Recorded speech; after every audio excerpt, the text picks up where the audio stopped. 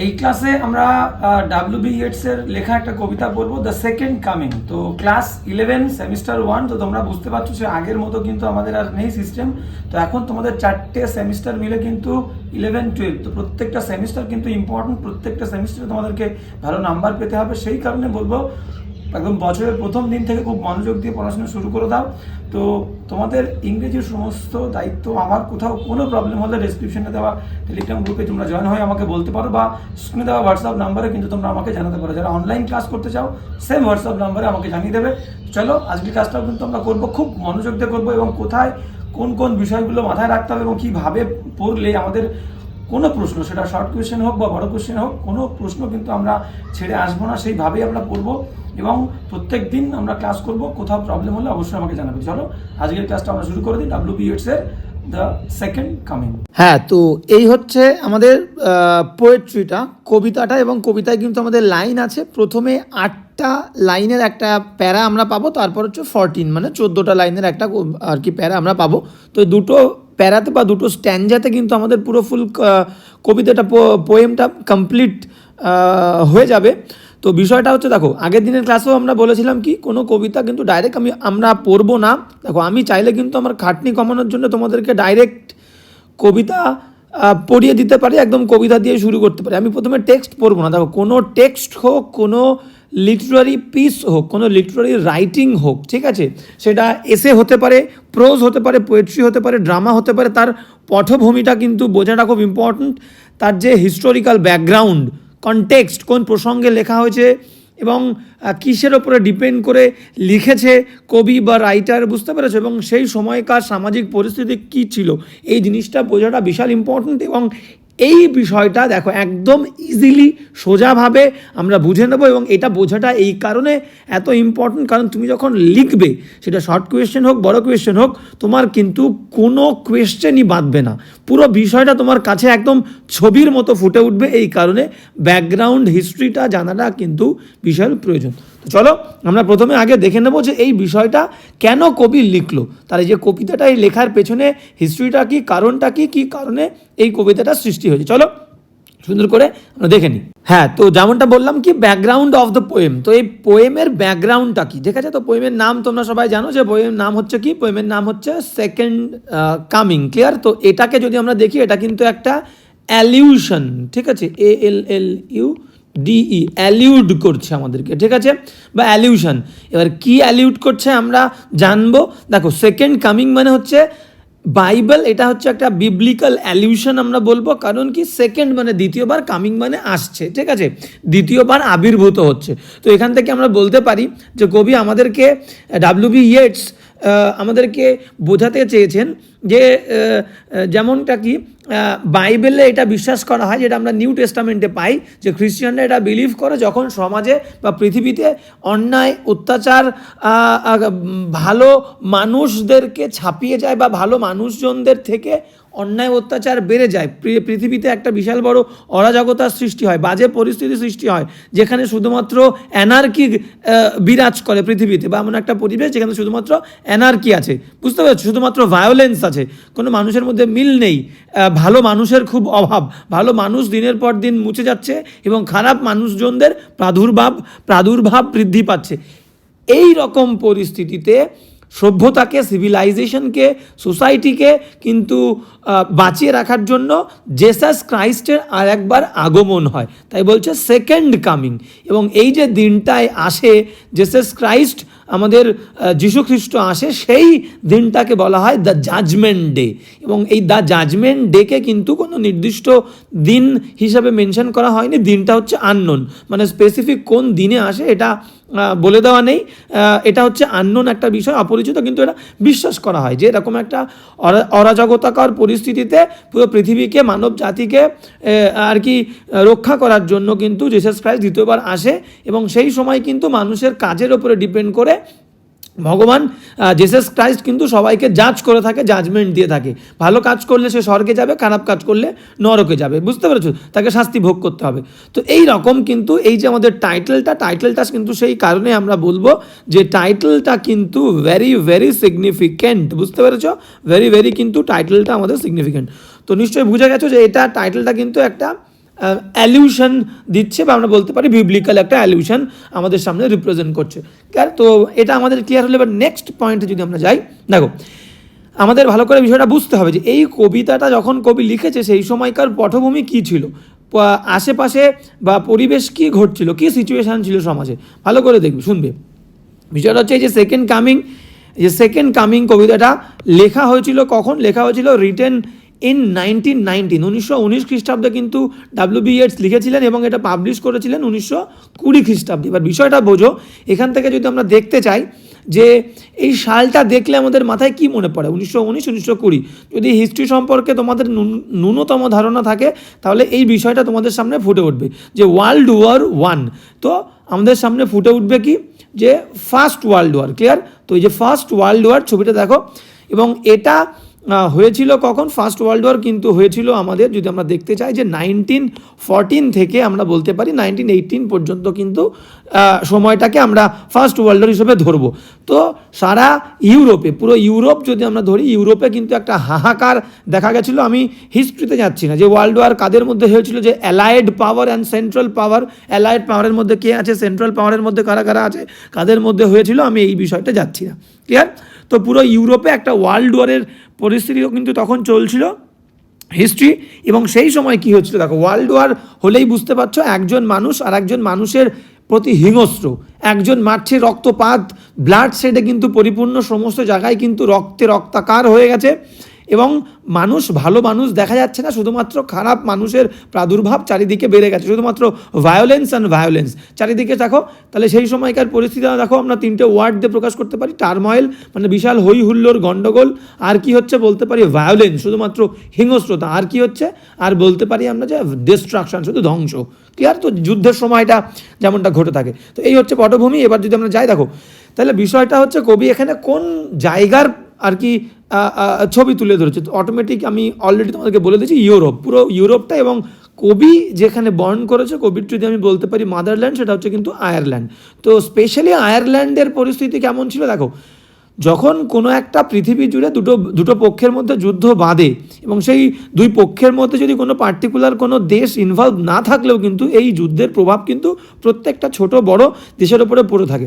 তাই বলছে পুরো ইউরোপে কিন্তু একটা বিশাল বড় প্রভাব পড়েছিল এই যুদ্ধের। এবং স্পেশালি কবির যেহেতু মাতৃভূমি আয়ারল্যান্ড, তো আয়ারল্যান্ডকে কেন্দ্র করে এবং পুরো ইউরোপকে মেনশন করে, রিলেট করে কিন্তু কবির এই বর্ণনাটা আমরা কিন্তু দেখতে পাচ্ছি কবিতার মধ্যে তুলে ধরেছে। ঠিক আছে? তো বিভৎসতা, দ্বিতীয় বিশ্বযুদ্ধ, ফার্স্ট ওয়ার্ল্ড ওয়ারের প্রথম বিশ্বযুদ্ধের যে বিভৎসতা, সেই বিভৎসতা কিন্তু কবিতার মধ্যে ফুটে উঠেছে। এবার বিষয়টা দেখো, বারবার বলছি এই জিনিসগুলো ইম্পর্টেন্ট জানাটা, কারণ কবিতাটা পুরোপুরি কিন্তু এই ওয়ার্ল্ড ওয়ার, ফার্স্ট ওয়ার্ল্ড ওয়ারের উপরে ডিপেন্ড করে, বেস করে কিন্তু গড়ে উঠেছে পুরো স্টোরিটা। তাই ভালো করে যত ভালো করে যে ব্যাকগ্রাউন্ডটা বুঝবে, তার কবিতা কিন্তু তত ইজি, একদম সেকেন্ডের মধ্যে সে বুঝে যাবে। এই বিষয়গুলো যে কিন্তু হেলাফেলা করে চলে যাবে, আমি ডাইরেক্ট কবিতায় চলে যাব, তার কিন্তু বোঝাটা, সে কিছুই বুঝবে না, কিচ্ছু বুঝবে না, কোনো কিছু কিন্তু লিঙ্ক করতে পারবে না লাইনের সঙ্গে হিস্ট্রি কি বলতে চেয়েছে কবি।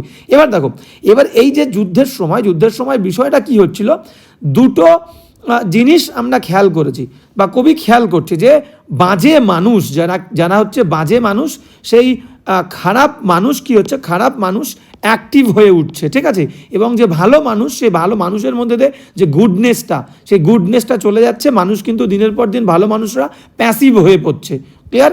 এবং ভালো মানুষরা প্যাসিভ হয়ে পড়ছে, ভালো মানুষজনদের মধ্যে থেকে গুডনেসটা চলে যাচ্ছে, এবং খারাপ মানুষজনদের মধ্যে কিন্তু এনথিউজিয়াজম, উৎসাহ, অ্যাক্টিভিটি বা অ্যাক্টিভনেস কিন্তু, বা আমরা বলতে পারি এনথিউজিয়াজম, বিশাল পরিমাণে দেখা যাচ্ছে। ক্লিয়ার? বুঝতে পেরেছো তার মানে কতটা অরাজকতা সৃষ্টি হয়েছে। ক্লিয়ার? এবার নেক্সট যদি আমরা চলে যাই, এবার বলতে পারি যে এই যে পৃথিবীতে এমন একটা বাজে পরিস্থিতি, ঠিক আছে, চারিদিকে শুধু মারামারি দেখতে পাচ্ছি, ভালো মানুষ কমে যাচ্ছে, খারাপ মানুষের প্রাদুর্ভাব বাড়ছে, এবং চারিদিকে কি হচ্ছে, এই ওয়ার্ল্ড ওয়ারের কারণে শুধুমাত্র টার্ময়েল, হইহুল্লোড়, গণ্ডগোল, মারামারি, ভায়োলেন্স, হিংস্রতা, ডিস্ট্রাকশন, ধ্বংস, এবং ব্লাডশেড, এবং ব্লাডশেড শুধু রক্তপাত আর রক্তপাত। এই রকম পরিস্থিতিতে আমাদের নাকি এটা বিশ্বাস করা হয় যে according to the new testament অনুযায়ী এই রকম পরিস্থিতিতে বাইবেলে এটা বিশ্বাস করা হয়, মেনশন করা আছে, যে পৃথিবীকে রক্ষা করার জন্য ভালো মানুষ বা মনুষ্যত্বকে, হিউম্যানিটিকে, সিভিলাইজেশনকে রক্ষা করার জন্য এরকম বাজে পরিস্থিতিতেই নাকি ভগবান দ্বিতীয়বার আবির্ভূত হন, এবং সেই দিনটাকে বলা হয় জাজমেন্ট ডে। এবং তিনি কেন আবির্ভূত হন, যেটা আমি একটু আগেও বললাম, যে তিনি আবির্ভূত হন এই কারণে যে পৃথিবীকে রক্ষা করার জন্য, সিভিলাইজেশনকে রক্ষা করার জন্য, হিউম্যানিটি, মানবতাকে, মানুষকে, ভালো মানুষকে রক্ষা করার জন্য, ঠিক আছে, এবং খারাপ মানুষজনদেরকে ধ্বংস করার জন্য, শাস্তি দেওয়ার জন্য। ক্লিয়ার? তাই সেকেন্ড কামিং টাইটেলটা কিন্তু এখান থেকে আমরা বুঝতে পারি, টাইটেলটা কিন্তু অ্যাপ্রোপ্রিয়েট, ভেরি অ্যাপ্রোপ্রিয়েট। এইবার দেখো, তাহলে এই যে বললাম, একটু আগেই বললাম যে এই যে দিনটা, এই দিনটাকে আমরা বলবো জাজমেন্ট ডে। তাহলে কবি যখন দেখছে যারা সারা পৃথিবী জুড়ে, পুরো ইউরোপ জুড়ে একটা ধ্বংসলীলা চলছে, মানুষজনদেরকে শুধু মারছে, মানুষের মধ্যে কোনো ভ্রাতৃত্ববোধ নেই, ব্রাদারহুড নেই, কোনো রিলেশন নেই, কোনো কিচ্ছু নেই, কোনো সম্পর্ক নেই। মানুষ শুধুমাত্র চাইছে হচ্ছে, মানুষের মধ্যে শুধু রক্তের পিপাসা রয়েছে, শুধু রক্ত খাবে। ক্লিয়ার? তো এইরকম একটা হিংস্র বাজে পরিস্থিতিতেই বিশ্বাস করা হচ্ছে যে জেসাস ক্রাইস্ট নাকি আসে, ছবি আবির্ভূত, দেখো ছবিটা দেখলে বুঝতে পারবে যে আমাদের ভগবান আবির্ভূত হন, জেসাস ক্রাইস্ট আবির্ভূত হন এবং মানব সমাজকে রক্ষা করেন, ঠিক আছে, এবং সেই দিনকে সবাইকে জাজ করে কিন্তু। এবং এই দিনটাতে, জাজমেন্ট ডেতে কী হয়, প্রত্যেকটা মানুষ তাদের কাজের ওপরে ডিপেন্ড করে তাদেরকে কিন্তু ভগবান জাজমেন্ট করেন, ঠিক আছে। ভালো কাজ বললাম স্বর্গে যাবে, খারাপ কাজ করলে শাস্তি পেতে হবে। তাহলে কবির এখানে রিলেশনটা কি? এই যে যুদ্ধের সময় চারিদিকে মারামারি হচ্ছে, কবি ভাবছে এত বাজে পরিস্থিতি, তাহলে সেই দিনটা চলে এসছে, সেকেন্ড কামিং, ভগবান আসবে এবং ভগবান কিন্তু মানব জাতিকে এবং গুডনেসকে রক্ষা করবে এবং খারাপ মানুষজনদের শাস্তি দেবে, এটা কবি এক্সপেক্ট করছে। কিন্তু আমরা ইন রিয়ালিটি, বাস্তবতা কিন্তু কিছুক্ষণ পরে কবি বুঝতে পারবে যে এইখানে পরিস্থিতি এত বাজে। তাহলে দেখো, এই সেকেন্ড কামিং, ভগবান আসছে, কিন্তু এখানে কবি দেখতে পাচ্ছেন যে যুদ্ধ পরিস্থিতিরা শেষ হয়ে যাওয়ার পরেও এমন একজন ব্যক্তির আবির্ভাব আমরা দেখতে পাচ্ছি, যে ব্যক্তিটা কিন্তু আরও বিভৎস। তাহলে ভালো করে কানেকশানটা বোঝো। বাইবেলে বিশ্বাস করা হচ্ছে বাজে সময়কে ধ্বংস করার জন্য, বাজে পরিস্থিতিতে যখন হাহাকার লাগে, ভগবান আর একবার আবির্ভূত হন পৃথিবীকে, মানব জাতিকে এবং ভালো মানুষজনদেরকে রক্ষা করার জন্য। তাহলে ঠিক সেরকম বাজে পরিস্থিতি হচ্ছে ফার্স্ট ওয়ার্ল্ড ওয়ার, ঠিক আছে, ফার্স্ট ওয়ার্ল্ড ওয়ার। সেই ফার্স্ট ওয়ার্ল্ড ওয়ারটা শেষ হয়ে যাওয়ার পরে কবি এক্সপেক্ট করছেন যে ভগবান আসবেন, জেসাস ক্রাইস্ট আসবেন, মানুষ জাতিকে রক্ষা করবেন।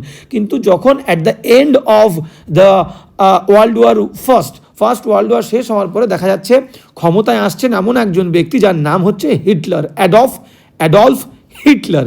এবং সেই হিটলার কিন্তু কোন পার্টিতে বিলং করে?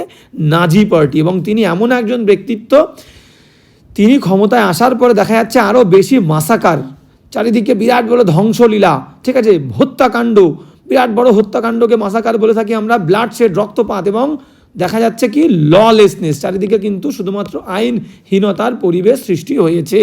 তাই এইবার কবি এখানে লিঙ্ক খুঁজে পাচ্ছে না। কবি ভাবছে তারা না তো, ইনি তো ভগবান নন, তাহলে এখন যে ব্যক্তির আবির্ভাব, অ্যাপিয়ারেন্স হয়েছে, এটা আরও বড় একটা হিংস্র দৈত্য বলতে পারি, ঠিক আছে। তাহলে মানুষকে উদ্ধার করার জন্য ভগবান আসেনি, এই যেন এক দৈত্যের আবির্ভাব হয়েছে এবং পুরো মানব জাতিকে ধ্বংস করে দেবে বলে। ক্লিয়ার? ভগবান পরক্ষণে, কবি পরক্ষণে তার এই ধারণাটা, এই যে আশাটা, এই যে কল্পনাটা, এটা কিন্তু ভেঙে যায় যে ভগবান নয়, যেন এক দৈত্য আবির্ভূত হয়েছে, ঠিক আছে। তাহলে ধ্বংসলীলা হচ্ছে কি ওয়ার্ল্ড ওয়ার ওয়ান, সেটা শেষ হয়ে যাওয়ার পরে আর এক দৈত্য, একটা জায়েন্ট, একটা বিস্ট আবির্ভূত হয়েছে। এইটা কানেক্ট করছে, তোমরা বুঝতে পারবে কবিতা বললে। এবার দেখো, এবার বিষয়টা হচ্ছে কবিতার মধ্যে যেটা বলা হয়েছে রিলেশন, কবি দেখবে কবিতার শেষের দিকে কবি দেখতে পাচ্ছি যে সেকেন্ড কামিংয়ে আমরা বিবলিক্যাল যদি অ্যালিউশন দেখি, সেখানে বলা হচ্ছে কি ভগবান জেসাস ক্রাইস্ট সেকেন্ড কামিং, দ্বিতীয়বার আসছেন। কিন্তু এখানে কবিতায় বলা আছে এমন একজন, একটা কবি তো এক্সপেক্ট করছিলেন ভগবান আসবে, কিন্তু দেখা যাচ্ছে কি শেষমেশ ইন রিয়ালিটি একজন রাফ বিস্ট, মানে একজন বিশাল বড় দৈত্য। এবং সেই দৈত্যের চেহারাটা কেমন, যেমনটা আমরা দেখতে পাই যে যেটা আমরা দেখতে পাই যে ফিনিক্স যেমন কি আমরা দেখতে পাই হচ্ছে রোমে আমরা দেখতে পাই, যেমনটা যে চেহারাটা হচ্ছে কার মতো, চেহারাটা হচ্ছে সিংহের মতো, কিন্তু মাথাটা যদি আমরা দেখতে যাই, মাথাটা হচ্ছে একটা মানুষের মতো। ক্লিয়ার? এই যেন একটা বিশাল অদ্ভুত রাফ একটা বিস্ট, সেই বিস্ট এসছে এই পুরো পৃথিবীকে ধ্বংস করতে। এবং দেখো, জেসাস ক্রাইস্টের জন্ম হয়েছিল কোথায়? বেথলেম। তো বেথলেম যে জায়গাটা, সেই জায়গাটায় যেন ইনি উঠছেন এবং উঠে আস্তে আস্তে যেন জেসাস ক্রাইস্টের সে জন্মভূমির দিকে, বেথলেমের দিকে যাচ্ছেন। এই কারণে কবি এক্সপেক্ট করছেন যে দেখো এখানেও কিন্তু একটা আমরা বলতে পারি, এখানেও কবি কিন্তু একটা আমাদের একটা কিন্তু একটা আমরা বলতে পারি যে মেটাফার লুকিয়ে আছে, ঠিক আছে। তো এইভাবে কবি বলতে চেয়েছে, দেখো বেথলেমে কি হয়েছিল, জেসাস খ্রাইস্টের জন্ম হয়েছিল এবং এই বীজটাও যেন আবির্ভূত হচ্ছে, অ্যাপিয়ার করছে এবং বেথলেমের দিকে যাচ্ছে, যেখানে জেসাস খ্রাইস্টের জন্মভূমি। এই কারণে যাচ্ছে যাতে পুরো পৃথিবীকে ধ্বংস করে দেওয়া যায়। ক্লিয়ার? তো এই হচ্ছে আমাদের হিস্টোরিক্যাল ব্যাকগ্রাউন্ডটা, এটা তোমরা কবিতাতেও পাবে। এবার এখান থেকে আমরা আস্তে আস্তে টুকটুক করে কবিতায় চলে যাব। চলো সরাসরি কবিতাটা বলে দেখো, পুরো বিষয়টা এবার তোমাদের কাছে কিন্তু ফুল ক্লিয়ার হয়ে যাবে। হ্যাঁ, তো ফার্স্ট কবিতাটা আমরা চলে আসলাম, কি বলছে দেখো, দ্য সেকেন্ড কামিং। তো টাইটেলের কিন্তু সিগনিফিকেন্স কি হতে পারে আমি কিন্তু তোমাদের বলে দিয়েছি, আমি আবারও বলবো, আমরা অবশ্যই আরও বেশি করে আমরা কিন্তু এক্সপ্লেন করবো। দেখো এটার মধ্যে একটা অ্যালিগরিক্যাল পোয়েম, কিন্তু এই কবিতাটা হচ্ছে একটা অ্যালিগরিক্যাল পোয়েম। তার কারণ কেন অ্যালিগরিক্যাল পোয়েম বলা হয়েছে তোমরা কিন্তু বুঝতে পারবে। দেখো অ্যালিগরিক সাধারণত কাকে বলা হয়, কোনো একটা পোয়েম হোক বা কোনো একটা স্টোরি হোক বা কোনো একটা পিকচার হোক, যার মধ্যে দিয়ে একটা হিডেন মিনিং লুকিয়ে আছে বা একটা হিডেন মেসেজ কিন্তু আমাদেরকে রাইটার আমাদেরকে বলতে চান বা তুলে ধরেন, সেই সমস্ত লিটারারি পিসকে আমরা বলবো অ্যালিগরিক্যাল লিটারারি পিস। তো এই কবিতাটাও কিন্তু একটা অ্যালিগরিক্যাল পোয়েম। ক্লিয়ার? যেটা তোমরা বুঝতেই পেরেছো, ওপরে ওপরে একটা মিনিং দেখে মনে হবে কবি বলছেন, কিন্তু ভেতরে কি বলছেন সেটা কিন্তু তোমাদেরকে আমি অলরেডি বুঝিয়ে দিয়েছি। চলো কবিতাটা পড়লে আরও বেশি ক্লিয়ার হয়ে যাবে। তো ফার্স্ট লাইন কি বলছে, টুকটুক করে আমরা যাব, কি বলছে দেখো, বলছে turning and turning the widening gyre. এবার দেখো এই গায়ার মানে কি ভালো করে বোঝো, হুইল অফ টাইম। তো গায়ার মানে যেটা বলতে চেয়েছে অ্যাকচুয়ালি হুইল অফ টাইম, সময়ের যেন একটা চাকা, সেটা টার্নিং মানে কি, টার্নিং মানে ঘুরছে, ঘুরছে, ঘুরতে ঘুরতে কি হচ্ছে, বড় হচ্ছে। মানে কি দেখো, সময়ের চাকা ঘুরছে ঘুরছে মানে কি, সময় বাড়ছে, সময় চলে যাচ্ছে, সময় অতিবাহিত হয়ে যাচ্ছে, বুঝতে পেরেছো? তো এটাই এখানে বলছে যে সময় ধীরে ধীরে যেন সময় সিজলেসলি অতিবাহিত হয়ে চলেছে। ক্লিয়ার? এটাই বলতে চেয়েছে। এবার এখান থেকে আমরা আরও একটা জিনিস বলতে পারি, কিভাবে আমরা এই বিষয়টাকে বুঝতে পারি। দেখো মনে করো এটা যদি একটা চাকা হিসেবে আমরা ধরি, এটা যদি একটা চাকা ধরি, এর মনে করো সেন্টার, এখানে ভালো করে বুঝবে এই সেন্টারে বসে আছে কে, সেন্টারে বসে আছে হচ্ছে গড। ক্লিয়ার? এবং তার চারিদিকে গডকে ঘিরে আছে হচ্ছে আমরা মানুষজন, হিউম্যান। ক্লিয়ার? এইবার ভালো করে বুঝবে এই যে সেন্টারকে কেন্দ্র করে যেন কি হচ্ছে, এই চাকাটা ঘুরছে, একভাবে ঘুরছে, তাহলে এই চাকাটাকে আমরা সময়ের চাকা বললাম। ক্লিয়ার? এবং মানুষজনের কি হচ্ছে, মানুষজনের এই ভগবানের প্রতি সেন্টারে যে বসে আছে তার প্রতি একটা বিশ্বাস ছিল, মানুষজনের মধ্যে একটা ফেইথ ছিল, একটা রিলায়েন্স ছিল, সেটা কিসের ওপরে, স্পিরিচুয়ালিটির ওপরে, ঠিক আছে, একটা ধর্মের প্রতি, ঠিক আছে, বিশ্বাস ছিল। কিন্তু আমরা দেখছি কি সময়টাই একটা বাজে সময়, চারিদিকে হই হুল্লোড়, গন্ডগোল লেগে আছে, মারামারি হচ্ছে, মানুষ যেন আস্তে আস্তে এই সেন্টার থেকে বিচ্ছিন্ন হয়ে দূরে চলে যাচ্ছে, বুঝতে পেরেছো? এই সেন্টার থেকে, আকর্ষণ থেকে, এই যে ভগবানের প্রতি যে বিশ্বাস, এই বিশ্বাস থেকে বিচ্ছিন্ন হয়ে তারা যেন বন্ধন ছিঁড়ে দূরে চলে যাচ্ছে। তাই ফার্স্ট লাইনে বলছে টার্নিং অ্যান্ড টার্নিং, ঘুরছে, আবর্তিত হচ্ছে, ইন দ্য ওয়াইডেনিং, এবং বড় হচ্ছে, এই চাকাটা বড় হচ্ছে। দেখো এই যে পরিসর, চাকার যে পরিসর, মানুষ কিন্তু আগে একভাবে এই যে লাইন বরাবর ঘুরছিল, এখন কি হচ্ছে, মানুষের বিশ্বাস ছিন্ন হচ্ছে, মানুষ দূরে চলে যাচ্ছে। তার মানে কি এই চাকার যে পরিধিটা কিন্তু বড় হচ্ছে। ভালো করে বিষয়টা বুঝবে, কঠিন কিচ্ছু না, একদম সোজা, ঠিক আছে। মানে সময়ের চাকা, ভগবানের প্রতি মানুষের যে বিশ্বাস, সেই বিশ্বাস থেকে মানুষ কিন্তু কি হচ্ছে, আস্তে আস্তে দূরে সরে যাচ্ছে সময়ের সাথে সাথে। ক্লিয়ার? সেকেন্ড লাইনে চলে আসো। সেকেন্ড লাইনে বলছে কি দেখো, সেকেন্ড লাইনটা দেখলে আমাদের আরও ক্লিয়ার হয়ে যাবে। বলছে যে, হ্যাঁ কি বলছে ভালো করে দেখে নাও। হ্যাঁ বলছে the Falcon can not here, can not মানে পারে না, হিয়ার শুনতে, দ্য ফ্যালকনার। এবার ভালো করে বোঝো, ফ্যালকনের অ্যাকচুয়াল অর্থ হচ্ছে বাজ পাখি, আর ফ্যালকনার মানে হচ্ছে যে বাজ পাখির পালক। এখানে এটাকে আমরা বলবো একটা সিম্বল বলতে পারি, ঠিক আছে। ফ্যালকন দিয়ে আমাদের বলা হয়েছে হিউম্যানিটি, মানে মানব জাতি। ক্লিয়ার? আর ফ্যালকন আর্থ যদি আমরা ধরি স্পিরিচুয়ালিটি, মানে আমরা ভগবান গড ধরতে পারি। প্রথমে চাকার মধ্যে দিয়ে কিন্তু তোমাদেরকে আমি বুঝিয়ে দিয়েছি, সেন্টারে গড ছিল, মানুষজনের ভগবানের প্রতি একটা বিশ্বাস ছিল, মানুষ একসঙ্গে মিলেমিশে এই গোল বরাবর ঘুরছিল। কিন্তু হঠাৎ করে পৃথিবীতে যুদ্ধের পরিস্থিতি এসছে, মানুষজনের মধ্যে ভগবানের প্রতি কোনো বিশ্বাস নেই, মানুষ কিন্তু সমস্ত বিশ্বাস ভরসা হারিয়ে ফেলেছে ভগবানের থেকে, ভগবানের আকর্ষণ থেকে বিচ্ছিন্ন হয়ে দূরে চলে যাচ্ছে, মারামারি করছে, একে অপরের সঙ্গে গণ্ডগোল করছে, খুনোখুনি করছে, রক্তপাত করছে। সেই কারণে এই গোলটা বেড়ে গেছে, পরিধি বেড়ে গেছে, মানুষ বিচ্ছিন্ন হয়েছে, ভরসা বিশ্বাস মানুষের মধ্যে আর নেই। ক্লিয়ার? তাই বলছে যে দ্য ফ্যালকন মানে হিউম্যানিটি ক্যান নট হিয়ার, আর শুনতে পাচ্ছে না ফ্যালকন, আর মানে স্পিরিচুয়ালিটিকে, মানে ভগবানের প্রতি যে বিশ্বাস, সেই ভগবানের প্রতি তার কোনো আর আস্থা নেই, এবং ভগবানও তাদেরকে কন্ট্রোল করতে পারছে না। তাই বলছে তারা স্পিরিচুয়ালিটিকে, ধর্মকে আর শুনতে পাচ্ছে না। কারা? হিউম্যানিটি, মানুষ, মানব জাতি। কারণ কি? তারা হিংস্র হয়ে উঠেছে, তাদের মধ্যে শুধু রক্তের খিদে। বুঝতে পারছো? নেক্সট লাইনে চলে আসো, একদম সুন্দর করে টুকটুক করে নেক্সট লাইনে বলছে কি, বলছে দেখো থিংস ফল অ্যাপার্ট, এবং চারিদিকে দেখো যুদ্ধের পরিবেশ। কিন্তু বারবার বলছি ওইখান থেকে রিলেট করবে, যে স্টোরিটা আমরা প্রথমে বললাম সেখান থেকে রিলেট করে করে চলবে, নাহলে বুঝতে পারবে না। তাহলে কি বলছে? থিংস ফল অ্যাপার্ট, একদম ক্লিয়ার। থিংস মানে জিনিসপত্র, ফল অ্যাপার্ট মানে কি? সেপারেট হয়ে যাওয়া। সমস্ত কিছু যেন সেপারেট হয়ে গেছে। আগে একটা একদম সুন্দর অ্যারেঞ্জড ছিল, সবার এক জায়গায় বিশ্বাস ছিল, মিল ছিল, ভ্রাতৃত্ববোধ ছিল, ভালোবাসা ছিল। এখন শুধু মানুষের মধ্যে ঘৃণা আর ঘৃণা। সমস্ত জিনিস যেন সেপারেট হয়ে গেছে, ভাই ভাইয়ের থেকে আলাদা, বন্ধু বন্ধুর থেকে আলাদা, সবাই যেন সবার থেকে আলাদা হয়ে গেছে। ক্লিয়ার? এবার কি বলছে দেখো, the centre cannot hold, যেটা একটু আগে বললাম এই চাকার মধ্যে দিয়ে, যে সেন্টারে যে বসেছিল তাকে আমরা কি বলি? গড বলি। সেই গড যেন আর ধরে রাখতে পারছে না। মানুষের বিশ্বাস, যে স্পিরিচুয়ালিটি, যে রিলিজিয়ান, যে রিলিজিয়াস ফেইথ, রিলিজিয়াস বিলিফ, এই বিলিফ যেন মানুষজনদেরকে আর ধরে রাখতে পারছে না। তারা আর ভগবানে বিশ্বাস করছে না, তারা ধর্মের পথে চলছে না, অধর্মকে তারা বেছে নিয়েছে এবং অধর্মের পথে চলছে, মারামারি করছে। ক্লিয়ার? সেটাই বলতে চাইছে। তাই বলছে things fall apart and the centre cannot hold. বলছে সেন্টারে যে বসেছিল সে আর ধরে রাখতে পারছে না মানুষজনদেরকে। ঠিক আছে? মানে মানুষজন একদম বিশ্বাসহীন হয়ে পড়েছে।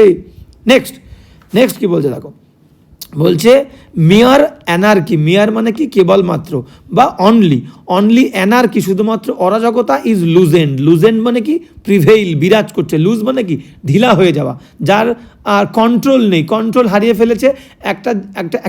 একটা জিনিস মনে করো, একটা আমি জামা পরেছি, জামা একটা আমাকে দড়ি দিয়ে বাঁধতে হয়, তাহলে দড়ি দিয়ে বাঁধা মানে আমি কিন্তু জামাটাকে কন্ট্রোল করে রেখেছিলাম। দড়িটাই ঢিলা হয়ে গেছে, তার মানে কি? জামা কিন্তু জামার জায়গায় থাকবে না, জামা খুলে যাবে, জামার উপর থেকে আর কোনো কন্ট্রোল থাকবে না আমার, তাই তো? তাই বলছে মিয়ার অ্যানার্কি, অরাজকতা ঢিলা হয়ে পড়েছে, মানে অরাজকতা পরিব্যাপ্ত করে ফেলেছে আপন দ্য ওয়ার্ল্ড, পুরো পৃথিবীটাকে যেন অরাজকতা ঘিরে ফেলেছে, একদম কভার করে রেখেছে। বুঝতে পেরেছো? সারা পৃথিবী জুড়ে শুধু অরাজকতা আর অরাজকতা, যেটা আমি বলেছি।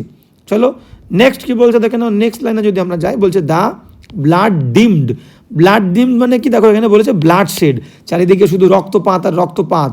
বুঝতে পেরেছো? এতই রক্তপাত হচ্ছে, আমরা বলতে পারি যে ব্লাড শেড ইজ সো র্যাম্প্যান্ট, মানে ব্লাড শেড এতটাই র্যাম্প্যান্টলি ব্লাড শেড হচ্ছে যে চারিদিকে যেন ঝাপসা হয়ে গেছে, কেউ কিচ্ছু দেখতে পাচ্ছে না, যেখানেই তাকাচ্ছে শুধু রক্ত আর রক্ত ছাড়া আর কিচ্ছু দেখা যাচ্ছে না। বুঝতেই পারছো?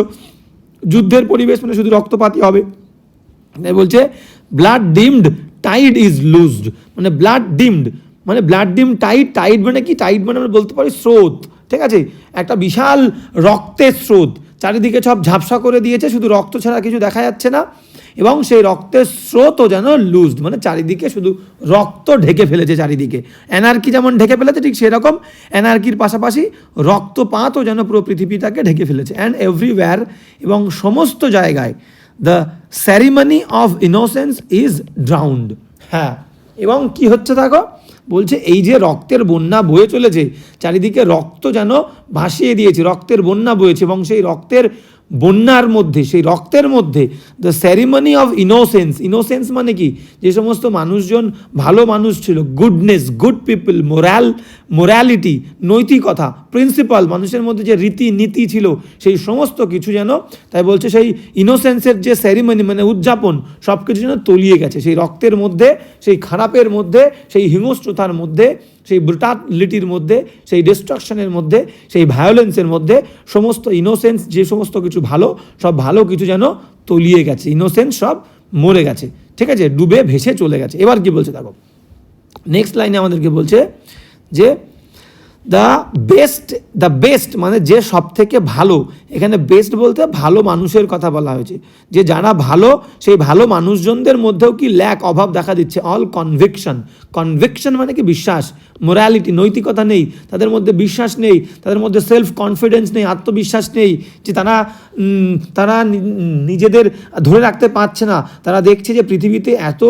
অরাজকতা সৃষ্টি হয়েছে, এদের মধ্যে দিয়ে আমরা আর বেঁচে থাকতে পারবো না, টিকে থাকতে পারবো না, তারা কনফিডেন্স হারিয়ে ফেলছে, বুঝতে পারছো? তাই ভালো মানুষজনদের মধ্যে কিন্তু আর কনফিডেন্স, আত্মবিশ্বাস নেই।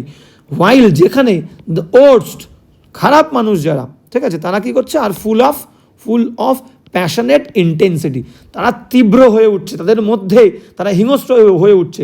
খারাপ মানুষরা কিন্তু আরও বেশি কি হচ্ছে, তারা অ্যাক্টিভ হচ্ছে, উৎসাহী হচ্ছে, তারা প্যাশানেট মানে খুবই পাগলামো শুরু করেছে, তাদের মধ্যে এনথিউজিয়াজম, উৎসাহ, তাদের মধ্যে শুধু রক্তের পিপাসা, খিদে, মারামারি, হেট, ঘৃণা, এই সমস্ত কিছু কিন্তু তাদের মধ্যে একদম পুরো পরিপূর্ণ হয়ে উঠেছে এবং তারা মারাত্মক অ্যাক্টিভ। ক্লিয়ার? এটাই বলতে চাইছে। নেক্সট কি বলছে দেখো, নেক্সট যদি আমরা চলে যাই, নেক্সট বলছে শিওরলি, একদম নিশ্চিতভাবে। এবার দেখো এই যে আমরা 8টা লাইন পেলাম, তোমাদেরকে বললাম কবিতাটা কিন্তু প্রথম দেখো 8টা লাইন, 1 2 3 4 5 6 7 8 লাইন আমরা কমপ্লিট করে ফেললাম এই ইন্টেন্সিটি পর্যন্ত। এবার পরে আছে আমাদের দেখবো আরও 14 লাইন। তো এই যে 22টা লাইনের কবিতা, তো ফার্স্ট লাইনে পুরো হিংস্রতা, একটা বর্বরতা, একটা ডিস্ট্রাকশন, একটা ভায়োলেন্সের পরিস্থিতি, পরিবেশ চারিদিকে, সেই রকম একটা পরিস্থিতি কিন্তু কবি রিপ্রেজেন্ট করেছে প্রথম 8 লাইনের মধ্যে দিয়ে। এবং পরের যে 14 লাইন, সেই 14 লাইনের মধ্যে দিয়ে কবি একটা এক্সপেকটেশন করছে যে বাজে পরিস্থিতির মধ্যে দিয়ে হয়তো ভগবান আসছেন, সেকেন্ড কামিং আসছেন আমাদেরকে উদ্ধার করার জন্য। কিন্তু তার পরের মুহূর্তে দেখছেন যে ভগবান আসার পরিবর্তে এমন একজন পৃথিবীতে ক্ষমতায় এসেছেন, প্রথম বিশ্বযুদ্ধ হওয়ার পরে বললাম হিটলার, তো সেই হিটলার আরও বেশি হিংস্র। তাই দেখছেন যে আমি ভেবেছিলাম ভগবান, কিন্তু দেখছি এ তো আর এক দৈত্য, এ তো পুরো পৃথিবীকে ধ্বংস করে দেবে। ক্লিয়ার? এইটা এবার বর্ণনা করেছে, ঠিক আছে, বুঝতে পারছো? তাহলে ব্যাকগ্রাউন্ড হিস্ট্রিটা জানাটা কতটা ইম্পর্টেন্ট। হ্যাঁ, এবার কি বলছে দেখো, এবার বলছে যে শিওরলি নিশ্চিতভাবে সাম রেভেলেশন ইজ অ্যাট হ্যান্ড মানে কি, রেভেলেশন মানে হচ্ছে অ্যাপিয়ারেন্স, আর অ্যাট হ্যান্ড মানে হচ্ছে কাছেই, মানে ইম্পেন্ডিং বলতে পারি, ইম্পেন্ডিং মানে একদম আগন্তুক। তাহলে অ্যাট হ্যান্ড মানে একদম কাছেই চলে এসছে। এবার কবি এক্সপেক্ট করছে, কারণ কবির বিশ্বাস অ্যাকর্ডিং টু দ্য বাইবেল, যে বাইবেল অনুযায়ী এরকম বাজে কোনো পরিস্থিতি হলে তারপরেই ভগবানের আবির্ভাব ঘটে, ভগবান সবাইকে উদ্ধার করে, রক্ষা করে এবং জাজমেন্ট করে, যারা খারাপ কাজ করেছে তাদেরকে ধ্বংস করে দেবে ভগবান, শাস্তি দেবেন এবং ভালো মানুষজনদের উদ্ধার করবেন এই খারাপের থেকে, তাই তো? তাই কবি বলছে খুব শীঘ্রই কিন্তু একটা রেভেলেশন, একটা অ্যাপিয়ারেন্স অফ দ্য গড, বা আমরা বলতে পারি সার্ভাইভার, একজন সার্ভাইভার মানে যে আমাদেরকে বাঁচাতে আসবে, এরকম একজন একটা ডিভাইন একটা পার্সোনালিটি আবির্ভাব ঘটবে, মানে ভগবানের কথাই বলছে। ক্লিয়ার? এবার নেক্সট যদি আমরা যাই, যে শিওরলি দ্য সেকেন্ড কামিং, এ বলে দিল এই সেকেন্ড কামিংয়ের মধ্যে দিয়ে কিন্তু the coming of Jesus Christ বলছে, যে দ্বিতীয়বার কিন্তু নিশ্চিতভাবে সেকেন্ড কামিং হচ্ছে, ইজ অ্যাট হ্যান্ড, একদম আমরা বলতে পারি যে আসন্ন, ভগবান আসন্ন, খুব শীঘ্রই ভগবান আবির্ভূত হবেন পৃথিবীতে এবং সমস্ত কিছু আবার ঠিকঠাক করে দেবেন। ক্লিয়ার? সমস্ত অরাজকতা পৃথিবীর বুক থেকে নিশ্চিহ্ন করে দিয়ে একদম গুডনেস, মোরালিটি, প্রিন্সিপাল, হিউম্যানিটি, ঠিক আছে, ফ্রেন্ডশিপ, এই সমস্ত জিনিসগুলো আবার পুনঃস্থাপিত করবেন ভগবান, এটা খুবই আশা করছেন। কিন্তু দেখো নেক্সট কি বলছে, দ্য সেকেন্ড কামিং এর পরে দেখো, সেকেন্ড কামিংয়ের পরে একটা কিন্তু বিস্ময়সূচক চিহ্ন, এক্সক্লামেটরি মার্ক দেওয়া আছে। বলছে পরের বার আবার কবি দেখো সেকেন্ড কামিং বলতে গিয়ে চমকে গেছে, শকড হয়ে গেছে, এক্সক্লামেশন মানেই তিনি চমকে গেছেন। বলছে হার্ডলি মানে যেই না আর দোজ ওয়ার্ডস আউট, বলছে যেই না কবির মুখ থেকে এই শব্দগুলো বেরিয়ে আসলো, দ্য সেকেন্ড কামিং যেই না বেরিয়ে আসলো, তখন কবি দেখছে না তো, যেই না বেরিয়ে আসলো তখন দেখছে যে when a vast image out, তখন বিশাল বড় একটা ইমেজ, বিশাল বড় একটা দৈত্যাকার, একটা বিশাল বড় চেহারার একটা ছবি কিন্তু আউট অফ স্পিরিটাস মান্ডি মানে এটা একটা Latin word, very very important বলে দিচ্ছি, কোয়েশ্চেন আসতে পারে, কিন্তু শর্ট কোয়েশ্চেন আসতে পারে, কি আসবে। স্পিরিটাস মানে হচ্ছে স্পিরিট, আর মন্ডি মানে হচ্ছে দ্য ওয়ার্ল্ড, এটা ল্যাটিন ওয়ার্ড। ক্লিয়ার? তো এই স্পিরিটাস মান্ডি মানে কি, মানে পৃথিবীর বা the spirit of the world, the spirit of the universe, এটা যেন আবির্ভূত হচ্ছে একটা বিশাল বড় ইমেজ নিয়ে। কবি ভাবছে যেন একটা পৃথিবীর একটা স্পিরিট, আত্মা, ঠিক আছে, বেরিয়ে এসছে।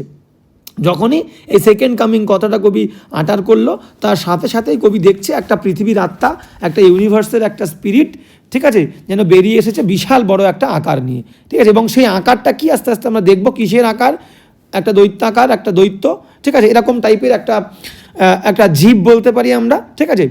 সেটা আমরা আস্তে আস্তে দেখবো। কী বলছে দেখো, এই যে একটা আকার, সেই আকারটা কী করছে, ট্রাবলস মাই সাইট, মানে আমার দৃষ্টিকে বিশাল সমস্যা দিচ্ছে, আমি তাকাতে পারছি না, এত ভয়ঙ্কর, এত বিভৎস, এত দৈত্যাকার একটা আকার। ক্লিয়ার?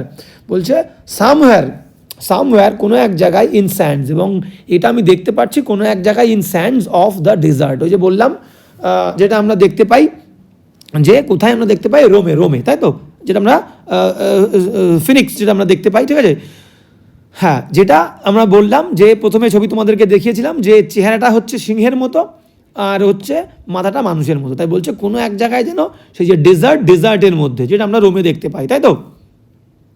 তো সেই জায়গায় যেন আবির্ভূত হয়েছে এই যে পৃথিবীর যে স্পিরিট, যে ইউনিভার্সের যে স্পিরিট, সেই স্পিরিটটা যেন সেখানে তা আবির্ভূত হয়েছে। ক্লিয়ার? কোথায়? ডেজার্টের মধ্যে, কিন্তু somewhere in sands of desert, মানে বালিতে ভরা এক মরুভূমির মধ্যে যেন আবির্ভূত হয়েছে, এবং আমার দৃষ্টিটাকে আমাকে ট্রাভেল করছে, আমি তাকাতে পারছি না, এতটাই বিভৎস। নেক্সট লাইনে চলে আসো।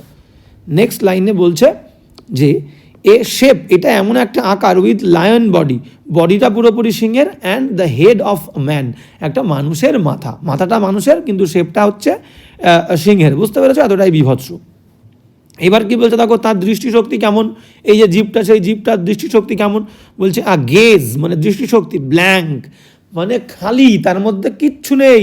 এই মানুষের চোখের মধ্যেই কিন্তু ভালোবাসা, ঘৃণা সব ফুটে ওঠে তো, কিন্তু এই যে দৃষ্টি, এই পশুটার যে চোখের দৃষ্টি, সেই দৃষ্টিটা পুরোপুরি ব্ল্যাঙ্ক, মানে হলো, কোনো ভালোবাসা নেই এর মধ্যে, যেন পুরো ঘৃণা, দয়া, নির্দয়তা, ঠিক আছে, নির্দয়। সেই চোখের দিকে তাকালে দেখা যাচ্ছে হিংস্র, শুধুমাত্র ব্লাড চাইছে, ধ্বংস চাইছে, ভায়োলেন্স চাইছে, যার মধ্যে কোনো পিটি নেই, পিটিলেস অ্যান্ড পিটিলেস হ্যাজ দ্য সান। যেমন কি সূর্যের দিকে তাকালে সূর্য কি তোমাকে দয়া করবে? সূর্যের দিকে একভাবে তাকিয়ে থাকলে তোমার চোখ গলে নিচে পড়ে যাবে। ঠিক সেই রকম সূর্যের মতো ব্ল্যাঙ্ক, কিচ্ছু নেই, শুধু যেন তার মধ্যে তাপ আছে, এবং কিসের তাপ? ঘৃণা, শুধুমাত্র তার মধ্যে ঘৃণা ভরা এবং নিষ্ঠুরতায় ভরা, বর্বরতায় ভরা, ধ্বংসে ভরা, ঠিক আছে। তাহলে তার দৃষ্টিটা হচ্ছে ব্ল্যাঙ্ক, হলো, সূর্যের মতো, সূর্যের সঙ্গে তুলনা করেছে। সূর্য যেমন নির্দয়, ঠিক সেই রকম বলতে চেয়েছে, সূর্যের দিকে তাকালে চোখ গলে পড়ে যাবে, ঠিক সেই রকম। নেক্সট কি বলতে দেখো, এবং সে কি করছে দেখো, সে বলছে যে মুভিং, নড়াচড়া করছে, ইটস স্লো থাই মানে কি, তার যে পাগুলো, সেই পাগুলো দিয়ে একটু নড়াচড়া করে নিচ্ছে, ওয়াইল অল অ্যাবাউট ইট, সে যখন একটু মুভমেন্ট করছে, সে যখন একটু নড়াচড়া করছে এই জীবটা, তখন তার চারিদিকে, অ্যাবাউট ইট মানে এই দৈত্যটার চারিদিকে, রিল মানে ঘুরছে, আবর্তিত হচ্ছে, বুঝতে পারছো, রিল মানে রিভলভ, শ্যাডোজ মানে কি, শ্যাডো মানে ছায়া, এবং শ্যাডোটাকে আমরা ডার্কনেস বলতে পারি। কিসের ডার্কনেস, কিসের ছায়া? অফ দ্য ইন্ডিগন্যান্ট মানে ঘৃণাপূর্ণ, রিসেন্টফুল ডেজার্ট বার্ড, মরুভূমির যে এক ধরনের পাখি, যে পাখিরা বিশাল রাগান্বিত, তাদের মধ্যে ঘৃণায় পরিপূর্ণ এক ধরনের পাখি, সেই পাখিরা কিন্তু তার চারিদিকে, ঠিক আছে, উড়ে বেড়াচ্ছে। তো এটাকে আমরা বলতে পারি, এই পাখির মধ্যে দিয়েও কিন্তু তার যে একটা প্রতিচ্ছবি, এই যে একটা হিংস্র জীব, তার যে প্রতিচ্ছবি, ঠিক আছে, এটাও কিন্তু ফুটে উঠছে, ঠিক আছে। হ্যাঁ, ওকে, তো উঠলো, তো ডেজার্টের মধ্যে কিন্তু সেই জীবটা উঠলো, তার চোখের দিকে কবি তাকাতে পারছে না, এতটাই বিভৎস, এতটাই হিংস্র, এবং তার চারিদিকে সে একটু মুভমেন্ট করছে, নাড়াচাড়া করছে, এবং তার চারিদিকে কী করছে, হিংস্র পাখিরা, যাদের মধ্যে শুধুমাত্র ঘৃণায় পরিপূর্ণ, রাগান্বিত, সেই সমস্ত পাখিরা তার চারিদিকে উঠছে, ঠিক আছে। ওকে, তো এখান থেকে একটা আমার ফিগার অফ স্পিচ মাথায় আসে না, যে ফিগার অফ স্পিচটা যেটাকে বলা হয় হচ্ছে মনে পড়ছে না আমার, মানে কি, মনে করো তোমরা যখন টিভিতে দেখো না যে দুঃখের পরিস্থিতি, সেই দুঃখের পরিস্থিতিতে দেখবে বৃষ্টি শুরু হয়, ঠিক আছে। তো এখানে যেমন এই যে পশুটা আবির্ভূত হয়েছে, তার মনের মধ্যে ঘৃণা, হিংসা, তার চারিদিকে কিন্তু আর কি রাগান্বিত, ঘৃণা এই পরিপূর্ণ পাখিরা উঠছে। তো এই যে দুটো পরিস্থিতির একই রকম রূপ, দুটো পরিস্থিতি সামঞ্জস্য, যে একজন মানুষ দুঃখে আছে তার চারিদিকের পরিবেশটাও যেন দুঃখিত, একজন মানুষ আনন্দিত তার চারিপাশের পরিস্থিতিটাও যেন আনন্দিত। এটাকে একটা ফিগার অফ স্পিচ দিয়ে আমরা এক্সপ্লেন করি, সেটা আমার এই মুহূর্তে মনে পড়ছে না, মাথায় আসলে আমি অবশ্যই বলে দেবো, ঠিক আছে? ওকে, তো কি বলছে দেখো তাহলে পরের লাইনে বলছে দ্য ডার্কনেস ড্রপস এগেইন। এইবার বলছে পৃথিবীতে তো এত সময় ধরে যে যুদ্ধ বিগ্রহ হচ্ছিল, মানুষজনের মধ্যে হিংস্রতা ছিল, বর্বরতা ছিল, সেই সময়টাকে কবি ডার্কনেস বলছে আবার যেন পৃথিবীতে ডার্কনেস থামলো, যুদ্ধ শেষ হলো, ফার্স্ট ওয়ার্ল্ড ওয়ার, আবার যেন পৃথিবীতে যুদ্ধ শুরু হলো। তাহলে এই যে এখানে যে দৈত্য, এই দৈত্যটার সঙ্গে কার তুলনা করেছে? হিটলার। মাথায় রাখবে কিন্তু, প্রথমে বলে দিয়েছি যে যুদ্ধ শেষে হিটলার ক্ষমতায় এসছে, হিটলার যেন চারিদিকে মাসাকার, ডিস্ট্রাকশন, ভায়োলেন্স ক্রিয়েট করেছে, ঠিক আছে, মারামারি, হত্যা, তাই কিন্তু তাই বলছে আবার যেন সারা পৃথিবীতে ড্রপ নেমে এসেছে অন্ধকার। বাট নাও, কিন্তু এখন, আই নো, আমি জানি, that 20 centuries of stony sleep, বলছে সেই 2000 বছর, 20 সেঞ্চুরি মানে 20টা শতক যোগ করলে কত হবে? 2000। তাই বলছে এই 2000 বছর ধরে যে লাইফলেস অ্যান্ড কোল্ড, স্টোনি মানে কি? স্টোনি মানে পাথরের মতো, স্টোন, পাথরের কি লাইফ আছে? লাইফ নেই, ঠান্ডা। তাই বলছে এই 2000 বছর, 2000 বছর কেন মেনশন করেছে এখানে? দেখো, জেসাস ক্রাইস্ট মারা যাওয়ার পরে সাল কত হচ্ছে? কবি লিখছে কত? 1920 খ্রিস্টাব্দে কবিতাটা পাবলিশ করছে, 1919 লিখেছে, 1920 কিন্তু পাবলিশ করেছে, তাই তো? তাই বলছে এটাকে প্রায় 2000 বছর ধরছে। তাহলে জিসাস ক্রাইস্টের পরে শুরু হচ্ছে এডি, তাহলে প্রায় 2000 বছর, তাহলে এটাকে অ্যাপ্রক্সিমেটলি 2000 বছর হিসেবে ধরছে। 1920 সাল কিন্তু 2000 সাল ধরছে কবি। তাই বলছে এই যে 2000 বছর ধরে যে ঘুমিয়ে আছে, কারা? হিউম্যানিটি, মানুষ যেন ঘুমিয়ে আছে, শান্তিতে ঘুমিয়ে আছে, যে সিভিলাইজেশন, সভ্যতা ঘুমিয়ে আছে, সেই ঘুমটা এবার ভেঙে যাচ্ছে মানুষের। ক্লিয়ার? বুঝতে পেরেছ? সেই ঘুমটা ভেঙে যাচ্ছে। এবং কে ঘুম ভাঙাচ্ছে? একটা হিংস্রতা, একটা বর্বরতা, একটা পাশবিকতা, ঠিক আছে? নেক্সট কি বলছে দেখো, তাহলে that 20 centuries of stony sleep were vexed বলছে এই 2000 বছরের যে স্লিপ, সেই ঘুম, সেটা কিন্তু ওয়্যার ভেক্সড, ভেঙে গেছিল, বিরক্ত হয়ে গেছিল, ঘুম ভেঙে গেছিল, টু নাইটমেয়ার, ঠিক আছে, এবং একটা দুঃস্বপ্নের দ্বারা, ঠিক আছে? তো ঘুমটা ভেঙে গেছিল বাই এ রকিং ক্র্যাডেল। এবং এখানে রকিং ক্র্যাডেল মানে কি বলছে দেখো, রক মানে কিন্তু দোদুল্যমান, রক মানে হচ্ছে দুলতে থাকা, রক মানে যেমন পাথর, আবার রক মানে হচ্ছে দুলতে থাকা। আর ক্র্যাডেল মানে কি? ক্র্যাডেল মানে হচ্ছে যে শিশু অবস্থায় যে দোলনাটার মধ্যে একটা শিশুকে রেখে দোল দেওয়া হয় না, সেটাকে বলা হচ্ছে, ঠিক আছে? যেমন ধরো এই যে এটা একটা, মনে করো এটা একটা দোলনা, ঠিক আছে? এখানে আমি একটা লাঠি দিলাম, এই যে দুপাশে লাঠি, ঠিক আছে? এবার এটা মনে করো একটা দোলনা, তো এই দোলনাতে একটা শিশুকে ঘুম পাড়ানো হয়, তাই তো? শিশুকে ঘুম পাড়ানো হয়, তো এইটাকে এই যে বলছে রকিং মানে কি? দুল্যমান, মানে কি? এটা দোলে, রক মানে কি? এপাশ ওপাশ হওয়া, তাহলে দুলছে, এরকম একটা ক্র্যাডেল, ঠিক আছে? এই ক্র্যাডেলের দ্বারা মানে এখানে যেন জন্ম হচ্ছে। এবং এই ক্র্যাডেলটা আমাদের কিসের কথা মনে করিয়ে দিচ্ছে? সেই বেথলেম যে জায়গাটা, যে বেথলেম জায়গায় 2000 বছর প্রায় যে জেসাস খ্রাইস্টের যখন জন্ম হয়েছিল, সেই জন্মতে, ঠিক আছে, 2000 খ্রিস্টাব্দ নয়, সেই জন্মের কথা যেন আমাদের মনে করিয়ে দিচ্ছে। বুঝতে পেরেছ? হ্যাঁ, তাই বলছে সেই জিসাস ক্রাইস্ট যেমন জন্ম হয়েছিল, জন্মের পরে যেমন সেই ক্র্যাডেলে, সেই দোলনায় দোল খেয়েছিল, সেই রকম যেন আবার একটা জন্ম হচ্ছে। কিন্তু এখানে কার জন্ম? এখানে জিসাস ক্রাইস্টের জন্ম নয়, এই যেন এক বিভৎস দৈত্য, ভয়ঙ্কর হিংস্র দৈত্যের কিন্তু জন্ম হচ্ছে। এবং এটা হচ্ছে একটা নাইটমেয়ার, ঠিক আছে, দুঃস্বপ্ন। এবং এই দুঃস্বপ্নের দ্বারা সমস্ত মানুষজনের, সমস্ত হিউম্যানিটির, মানব জাতির এই যে 2000 বছরের যে শান্তির ঘুম, সেই শান্তির ঘুম কিন্তু ভেঙে যায় বা ভেঙে গেল। Clear? And what rough beast, এবং এই যে ঘুম ভাঙিয়ে দিল, এবং ঘুম ভাঙিয়ে দেওয়ার পরে কবি বলছে কি, যে হোয়াট রাফ বিস্ট, কি একটা বিভৎস, একটা রুক্ষ, একটা বর্বর যেটা দৈত্য, ইটস আওয়ার কাম অ্যারাউন্ড, এর সময় চলে এসেছে। এতদিন সারা পৃথিবীতে মানবতার, একদম ভালোবাসার, প্রিন্সিপাল, নৈতিকতার, মোরালিটির একটা একটা একটা একটা একটা আমরা কি বলবো, যে আমরা বলতে পারি যে প্রিভ্যালেন্স ছিল, মানে সারা পৃথিবী জুড়ে যেন রাজত্ব করছিল ফ্রেন্ডশিপ, লাভ, বুঝতে পেরেছো, মোরালিটি, নৈতিকতা, প্রিন্সিপাল, রীতি, ঠিক আছে, একটা ভালো, একটা গুডনেস বিরাজ করছিল। এবং সমস্ত মানুষজন একটা শান্তিতে ঘুমাচ্ছিল, যে চারিদিকে কোনো বাজে কিছু নেই, বাজে কোনো পরিবেশ নেই। এবং সেই ঘুমটাকে কে ভাঙাচ্ছে? নতুন করে যেন একটা জন্ম নিচ্ছে একটা দৈত্য, সেই দৈত্য। ক্লিয়ার? এবং সেই দৈত্যের hour come around at last, শেষমেশ সেই দৈত্যের সময় চলে এসেছে এবং সেই দৈত্যটা কি করছে, স্লাউচিং মানে হচ্ছে কি walk in a clumsy or lazy manner, মানে ড্র্যাগ বলতে পারি, টেনে হিচড়ে আস্তে আস্তে এগোচ্ছে। কোন দিকে এগোচ্ছে? টুয়ার্ডস বেথলেম মানে যেখানে জিসাস খ্রিস্টের জন্ম হয়েছিল, টু বি বর্ন, ঠিক আছে, এবং সে যেন জন্মগ্রহণ করার জন্য বেথলেমের দিকে যাচ্ছে, বুঝতে পেরেছো? মানে সে এখন প্রারম্ভিক অবস্থায় আছে, সে এখনও ততটা বড় হয়নি, মানে বলতে চাইছে কি, মানে একটা হিংস্র একটা দৈত্য, সেই দৈত্য সবেমাত্র সূত্রপাত হয়েছে, মানে কি এই বেথলেমকে মেনশন করেছে এই কারণে, মানে সে জন্মগ্রহণ করে একদম বিশাল বড় আকার ধারণ করবে, তাই বেথলেমকে মেনশন করেছে। এবং বেথলেমকে এই কারণে দেখো, এটা কিন্তু একটা অ্যালিউশন, বেথলেমের অ্যালিউশনটা, এই যে ইঙ্গিতটা এখানে প্রসঙ্গটা এসছে, কারণ বেথলেমে জেসাস ক্রাইস্টের জন্ম হয়েছিল, জেসাস ক্রাইস্ট মানুষজনকে উদ্ধার করার জন্য পৃথিবীতে এসেছিল, কিন্তু এ যেন বেথলেমের দিকে যাচ্ছে জন্মগ্রহণ করতে এই দৈত্য, এবং এই দৈত্য জিসাস ক্রাইস্টের মতো মানুষজনকে উদ্ধার করবে না, পুরো মানব জাতিকে কি করবে, ধ্বংস করে দেবে, পুরো শেষ করে দেবে, ছারখার করে দেবে, একদম সারা পৃথিবীতে একদম রক্তপাত ছাড়া আর কিছুই থাকবে না। ক্লিয়ার? তো এই হচ্ছে কিন্তু আমাদের পুরো কবিতাটা। ক্লিয়ার? বুঝতে পেরেছো?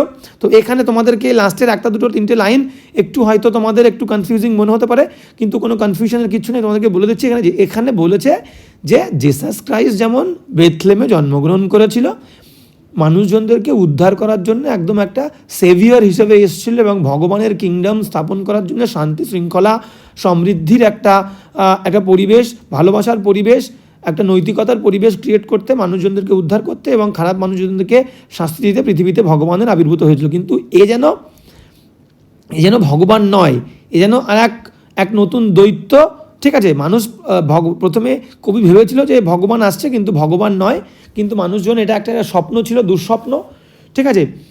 সেই মানুষজন শান্তিতে এতদিন 2000 বছর ধরে শান্তিতে ছিল, একদম সমৃদ্ধি, সুখ, শান্তি, ভালোবাসার সঙ্গে, এবং তাদের সেই শান্তির ঘুম, 2000 বছরের শান্তির ঘুম এবার ভেঙে যাবে।